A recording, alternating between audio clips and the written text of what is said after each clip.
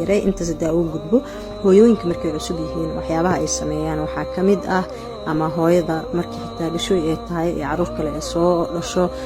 dhowr qalad oo waxa jira ay sameeydo koo waxaa kamid ah hooyada cunto kasto ay aragto inay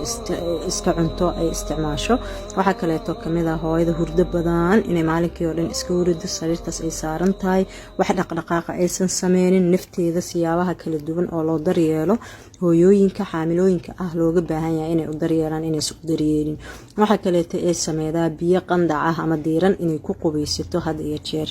waxa kale oo ay sameeydaa daawooyinka aan loogu talagelin hooyooyinka uurka leh inaysan isticmaalin in ay iska qaadato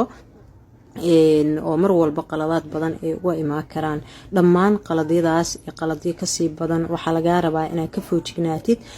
waxa kaloo jiro hooyada inaysan wax isbitaal ah aysan aadin ilaa ay ka gaarayso 6 bilood aysan la socon xaaladeeda iyo caafimaadka beebigeeda mar walba muhiim waxa ah in dhaqdhaqaaqaaga dhan